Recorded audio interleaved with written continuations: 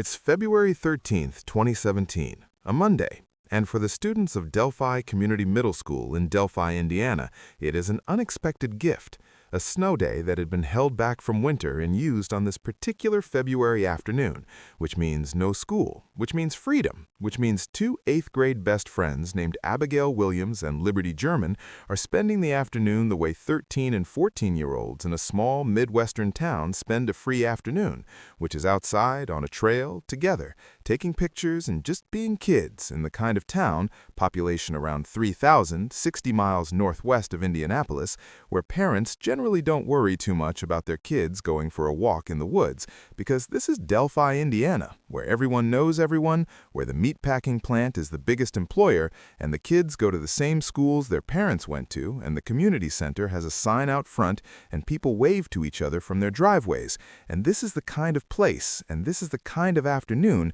where nothing bad is supposed to happen. Except that on this particular Monday, February 13th, 2017, something so terrible happens on the Monon High Bridge trail just outside of town that it will shatter that community and grip the entire country for the next 8 years. And the reason it grips the country is not just the horror of what happens to these two girls, but the fact that one of them, 14-year-old Libby German, known to everyone who loved her as Libby, has the presence of mind, the courage, and the sheer instinct in the final moments of her life to pull out her phone and record the man who was about to kill her and her best friend Abby. And that recording, grainy and terrifying and barely 30 seconds long, becomes one of the most important and haunting pieces of digital evidence in the history of American true crime, a piece of evidence that would keep investigators chasing a ghost for 5.5 years before the answer turned out to be hiding in plain sight the whole time,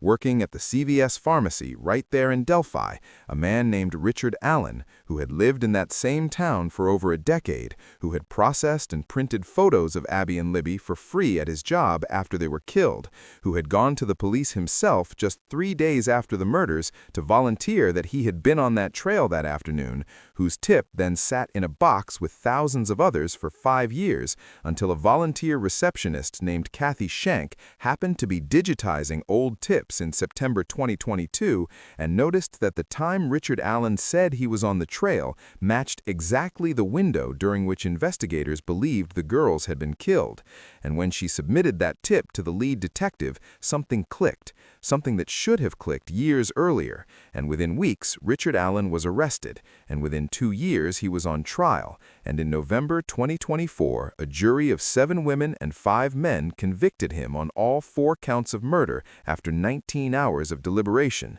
and on December 20th, 2024, almost 8 years to the month after Abby Williams and Libby German never came home from that trail, Richard Matthew Allen was sentenced to 130 years in prison, the maximum allowed under Indiana law, and that is where this story ends. But it is not where this story begins. So let's go back to the beginning, because these girls deserve to be known. And Libby German was born on December 27, 2002, which made her 14 years old at the time of her murder, and she lived with her grandparents, Mike and Becky Patty, who raised her and loved her, and who would become the face of a family's grief and advocacy for the next 8 years as they fought for answers. And Libby was the kind of kid who was curious and funny and sharp, the kind of teenager who posted photos on Snapchat and walked trails in the winter cold and thought nothing of pulling her phone out to document a beautiful afternoon on a bridge above Deer Creek. And Abigail Williams was born on June 23, 2003,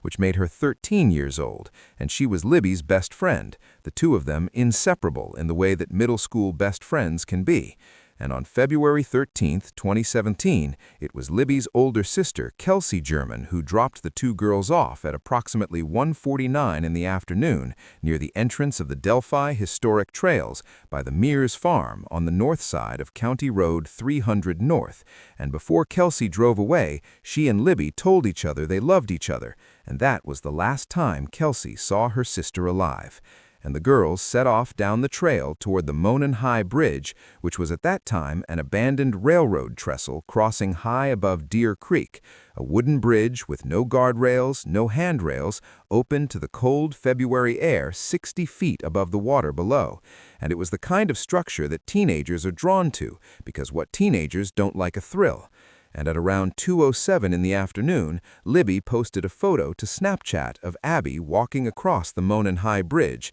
and that was the last social media post from either of them. And what happened in the minutes that followed is something Libby documented without anyone in the world knowing she had done it until after the girls were already gone. Because at some point on that bridge, Libby noticed a man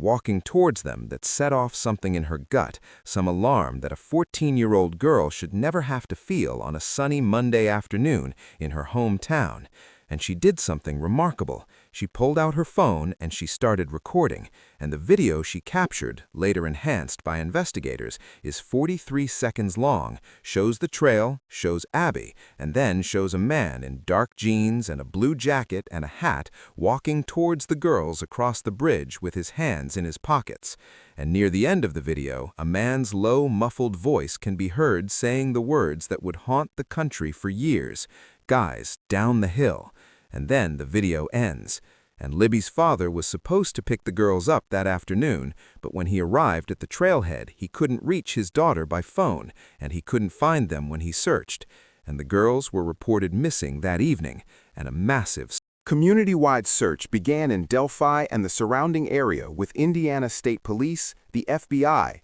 local law enforcement, and volunteers all pouring into Carroll County to find them. And on February 14th, Valentine's Day, the bodies of Abigail Williams and Liberty German were found in the woods near Deer Creek, approximately 2/10 of a mile northeast of the Monon High Bridge. And they had been there since the previous afternoon, and their throats had been cut, and their bodies had been partially covered with sticks in what investigators would later describe as an attempt at concealment. And Libby was found without clothing, while Abby was found wearing Libby's sweatshirt and jeans. And a single unspent .4 caliber round was found near the bodies, one bullet that had been cycled through a gun but never fired, one bullet that would eventually become one of the most critical pieces of evidence in the entire case. And the pathologist who examined the bodies testified at trial that Abby had one 7-inch long wound on the side of her neck, and that Libby had 4 or 5 wounds on her neck with the 3 main blood vessels severed. And these were 8th grade girls, and the whole town of Delphi was devastated. And Libby's grandmother, Becky Patty, later described learning how Libby died because the funeral director had told the family they needed to bring in clothes and had told them to make sure they had a scarf. And within 48 hours of the bodies being found, Indiana State Police released the grainy still image from Libby's phone of the man on the bridge and asked the public for help identifying him. And on February 22nd, they released the audio, that muffled voice saying, "Guys, down the hill." And in the days and weeks that followed, the case exploded nationally, with tips pouring in at such a rate that the Delphi murder tip line had to be routed to the FBI's Major Case Contract Center in Washington, D.C., because of the sheer volume. And the FBI put the case on electronic billboards in 46 states, and former Indianapolis Colts punter Pat McAfee and team owner Jim Irsay donated nearly $100,000 to push the reward fund to $200,000. And the whole country was looking, and yet nobody could find the man on the bridge.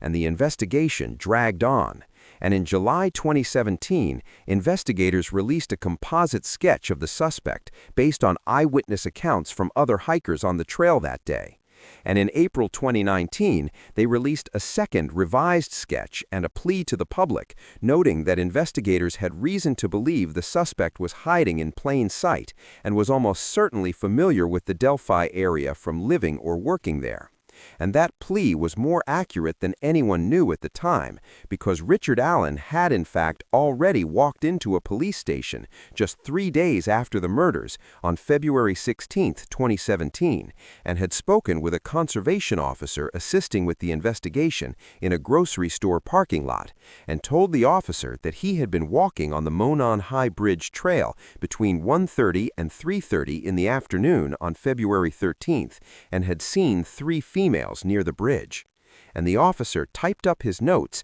and submitted the paperwork for the investigative file. And then that piece of paper sat in a box with tens of thousands of other tips for 5 full years without anyone flagging it.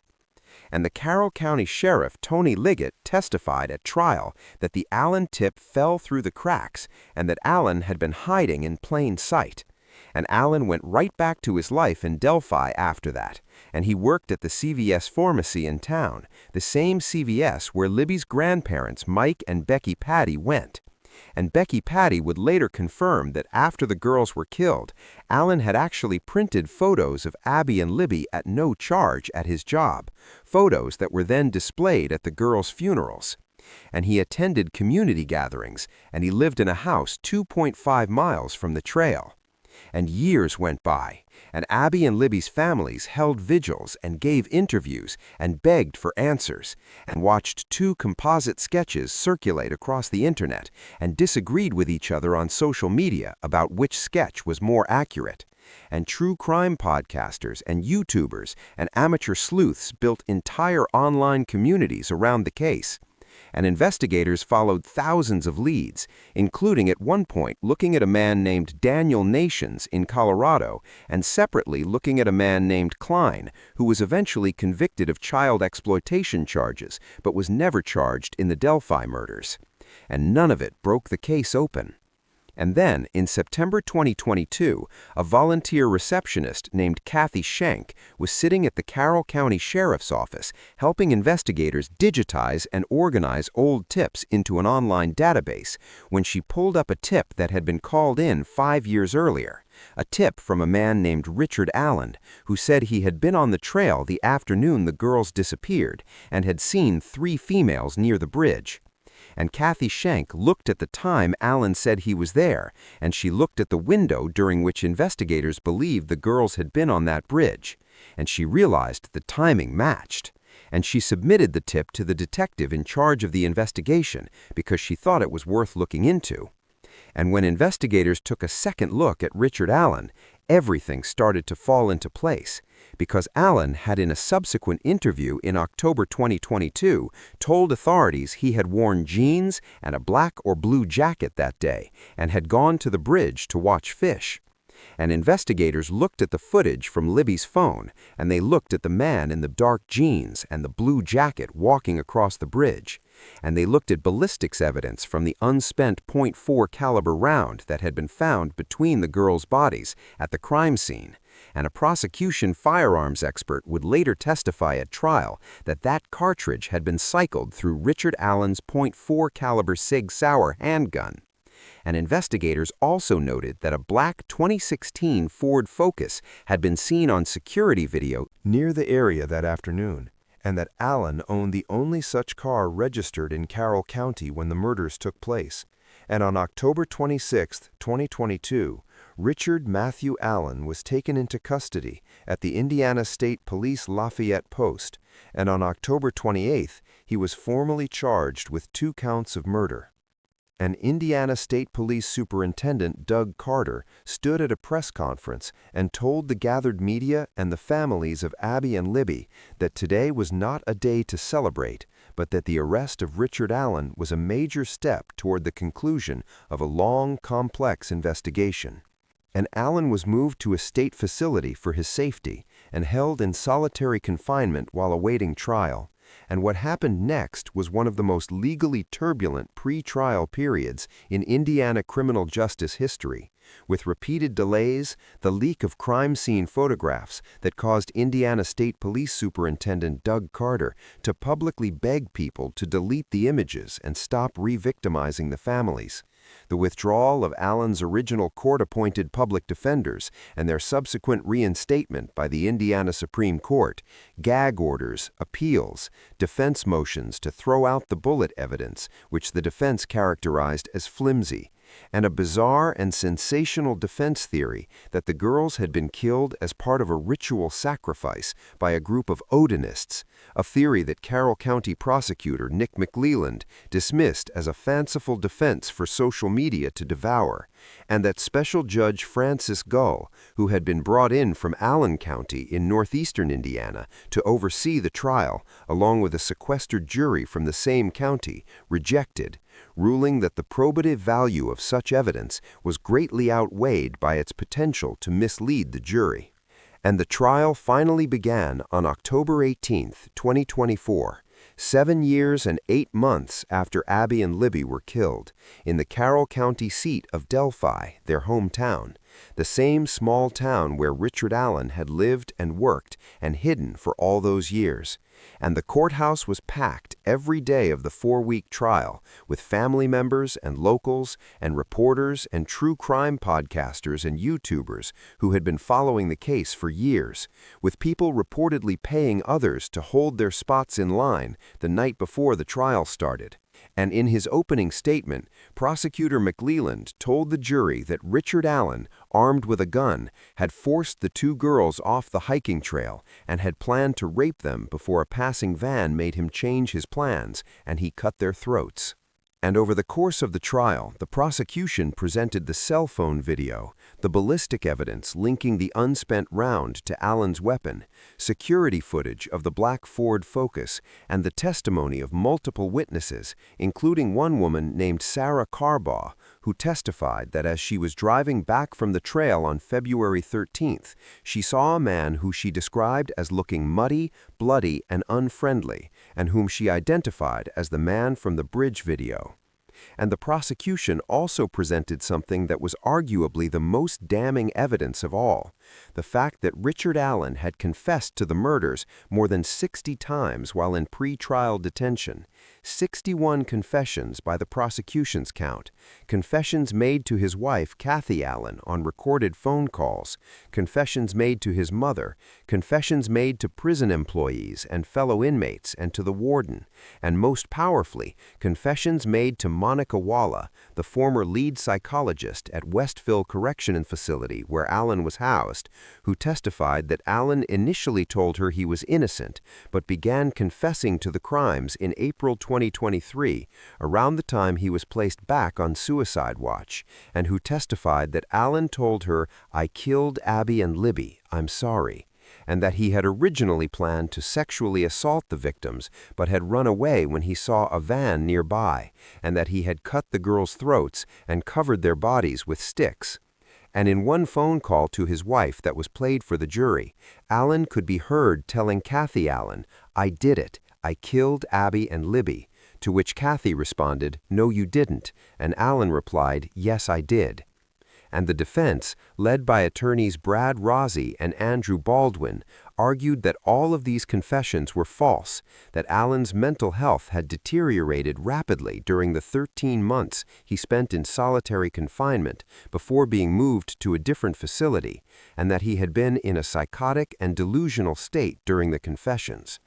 And defense witnesses, including psychologists, testified that Allen had been delirious and that false confessions from individuals in states of mental duress are a documented and researched phenomenon in criminal psychology.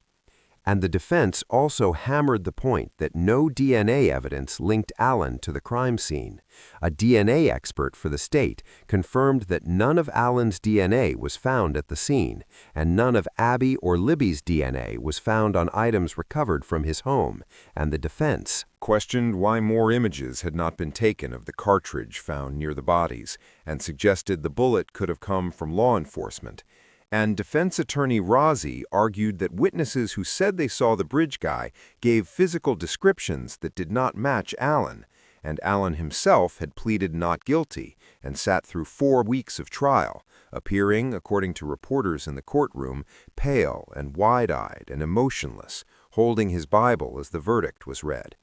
And after 19 hours of deliberation spread over 3 days, the jury of 7 women and 5 men came back on November 11, 2024, and Richard Allen was found guilty on all 4 counts: felony murder for the killing of Abigail Williams while attempting to commit kidnapping, felony murder for the killing of Liberty German while attempting to commit kidnapping, murder for knowingly killing Abby, and murder for knowingly killing Libby. And Allen's wife, Kathy, who had maintained her belief in his innocence throughout, tearfully told reporters outside the courthouse that this was not over, while Allen himself sat emotionless as the verdict was read and was then handcuffed and led away.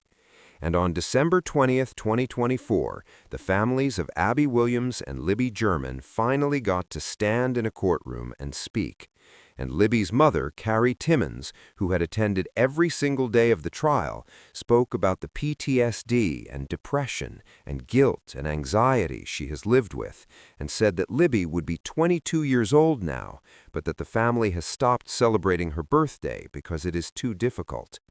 And Mike Patty, Libby's grandfather, who had been the public face of the family's grief and advocacy for 8 long years, looked at Richard Allen and told him he should have taken accountability.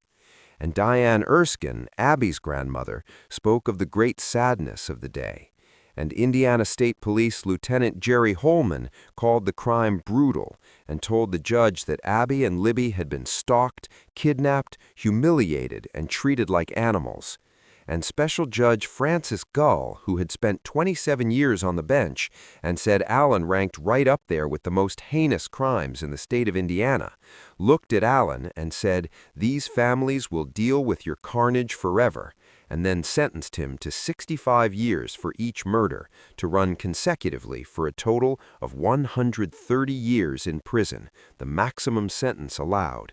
And Allen sat with his prison uniform and ankle chains and looked over at the seats reserved for his family, which were empty. None of his relatives attended the sentencing and showed no reaction to his sentence. And after the sentencing, Carroll County Prosecutor Nicholas McClelland stood at the podium and thanked the investigators and the jury and the families. And then he said something that felt like the only right thing to say, which was that he would be remiss if he did not thank Abby and Libby themselves, and specifically Libby, for recording the defendant as he walked across the bridge, for having the wherewithal to pull out her phone and record that individual, for having the wherewithal to know that something wasn't right. Because that is the truth of this case, that a 14-year-old girl named Liberty German, in the final terrifying moments of her life on an abandoned railroad bridge in a small Indiana town on a February afternoon, did something that most adults would not think to do. She documented, she recorded, she left behind a record. And that record, that grainy 43-second video, that muffled voice saying, "Guys, down the hill," is what ultimately helped catch the man who killed her. And Abby and Libby are why the Delphi Community Middle School renamed its library the Abby and Libby Memorial Library. And they are why a sports complex was built in their memory. And they are why candles still get lit every February 13th in the town of Delphi. And they are why this case matters.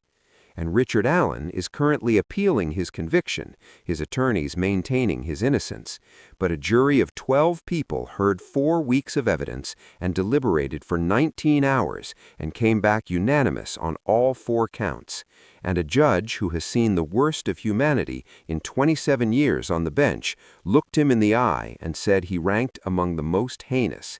And the families of Abby and Libby, who waited 8 years for this verdict, who drove past that bridge in those woods and lived in the same small town as the man who killed their girls without knowing it, have said that the verdict does not bring the girls back and does not give them closure, but it gives them a little bit of peace to know that he can never hurt another person again. And Libby's grandmother, Becky Patty, put it the most honestly when a reporter asked her if this felt like winning, and she said, "You could say we got our verdict, but that didn't bring the girls back, and it doesn't give us closure, it gives us a little bit of peace." And then she paused, and she said, "But is it happy? Not really. And no, it is not happy. It is the kind of justice that comes too late and costs too much and leaves a hole in a community that will never fully close. But it is justice. It is Richard Allen in prison for 130 years while Abby and Libby's families rebuild, while Delphi rebuilds, while the country that watched this case for 8 years finally has an answer. And the answer was hiding in plain sight the whole time, right there in that small Indiana town, behind a pharmacy counter. And if this story reached you today, share it, not for the drama of it, but for Abby and Libby, so their names keep being said, so their story keeps being told, because Libby German recorded the truth so we would know it, and the least we can do is keep listening.